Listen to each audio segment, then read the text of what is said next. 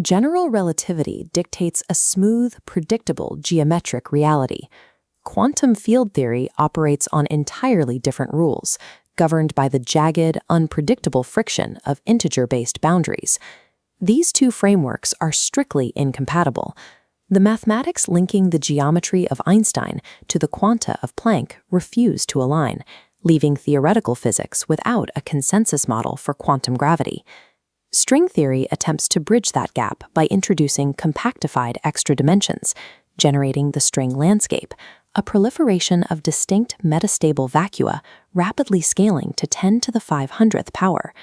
When a mathematical framework can describe any possible universe, it loses the predictive power required to describe our own.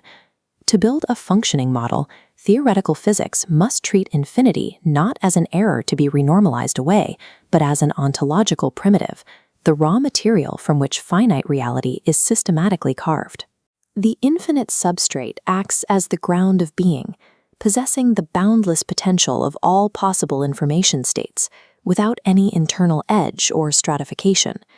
Extracting a localized universe from this medium requires an active principle of order, a generative constraint that shatters the primordial symmetry. Applying geometric tension initiates creatio ex totalitate. The generative constraint carves a distinct, perfectly stable topological knot out of the infinite medium. This localized structure groups the continuous substrate into countable, discrete equivalence classes. The infinite is tightly bound into definite, measurable units. Under the theory of infinity, the observable universe is not constructed piece by piece from frictionless point particles. It simply settles into the singular topological state, mathematically capable of enduring. When standard computational systems evaluate transcendental topology, they invariably output a failure: no solutions found. This diagnostic failure occurs because 1D algebraic Cartesian solvers attempt to force the universe's natural continuous symmetries into rigid orthogonal boxes. The mathematical geometry exists, the projection method is simply inadequate. Historical mathematics provides a direct analog. When solving cubic equations, Girolamo Cardano's linear algebra shattered against the casus irreducibilis, requiring the invention of complex imaginary numbers to force real solutions. This animation shows François Viet's geometric bypass to that exact problem. Rather than relying on linear algebra, Viet mapped the roots onto the continuous phase space of a circle, eliminating the need for complex arithmetic. The theory of infinity applies this exact context expansion. To resolve Cartesian dead ends, the mathematical framework transitions directly into the polar modality. By converting a failing 1D line into a 2D continuous phase angle, theta, and a physical spatial radius, r, the equations gain the structural capacity to express the actual continuous symmetries of the space. This equation tracks the exact spatial boundary of the universe. By isolating the physical radius, r, and setting it strictly to 0, the math reveals the canonical form of the angular phase boundary, theta. Looking closely at the extracted phase boundary, the sequence coefficients are not arbitrary. They are the exact contiguous integers of the Fibonacci sequence, 1, 2, and 3. To determine if the continuous manifold fractures under this geometric weight, we calculate the polynomial discriminant of this specific quadratic form. Using the Fibonacci integers, the discriminant evaluates to exactly 49. The number 49 is a perfect square of the discrete Lucas number sequence.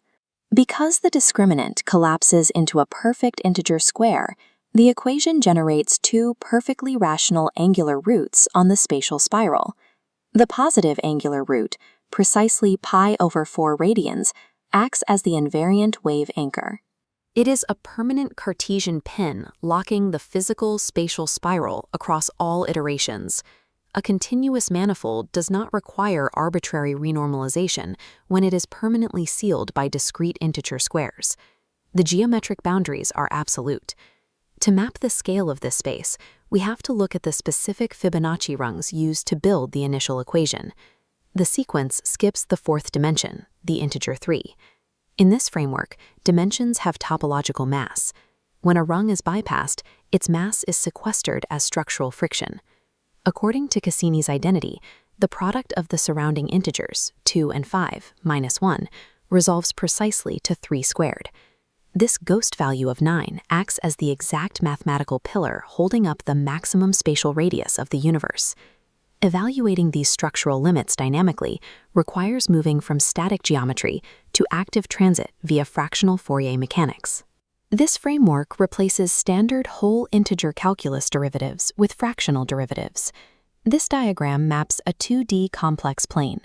A standard first-order derivative forces a harsh 90-degree orthogonal ejection of the mathematical roots, but applying a fractional half derivative smoothly rotates the root exactly 45 degrees through the complex plane. By applying Euler's identity, we prove that multiplying the frequency domain by the fractional exponent executes this precise continuous spinorial twist. The complex phase plane is a literal thermodynamic transit space. It smoothly unrolls 1D linear integer mass into continuous circular curves without breaking the underlying geometry. Standard astrophysics assumes that photons permanently lose energy as they redshift across expanding space. This kinematic model relies on an open-ended continuum lacking any mathematical closure term to track the decay. The toroidal cosmological engine provides that closure. By reframing the photon's travel as a transition between frames, a modality lift, energy is not lost to the void. It simply shifts from a manifest state into a structural state. The Doppler Konrad Invariant tracks this shift using 3 variables. The original source energy is equivalent to the measurable manifest energy, plus a third component, contextual tension. This contextual tension is sequestered into the vacuum fabric, effectively charging a latent reservoir within the toroidal loop. Redshift energy is converted into a stored potential that exerts physical pressure on the geometry of spacetime. This reservoir has a finite capacity, governed by the Basel threshold, a limit defined by the sum of reciprocal squares. When the accumulated tension flux hits this threshold, the vacuum reaches a state of critical saturation and must rebalance. This rebalancing event forces the reservoir to vent, performing work on the universe to maintain global neutrality. What we observe as accelerated cosmic expansion is the physical exhaust of the toroidal engine venting that stored tension back into the manifold. The ultimate mathematical audit of this entire framework relies on the Vieta annihilation theorem. The theorem isolates the absolute magnitude of the Vieta sum of the roots and evaluates it directly against exactly twice the Vieta product within the manifest phi derivative. This animated diagram proves that multiplying the continuous limit of the discrete Fibonacci integers against the continuous golden volume of the space forces a perfect algebraic collapse. All variables smoothly factor against each other until nothing remains but 0. The total holistic mass of the system, every physical and complex root, cancels out its own mathematical friction completely. Infinite space is a tightly wound, self-correcting golden set.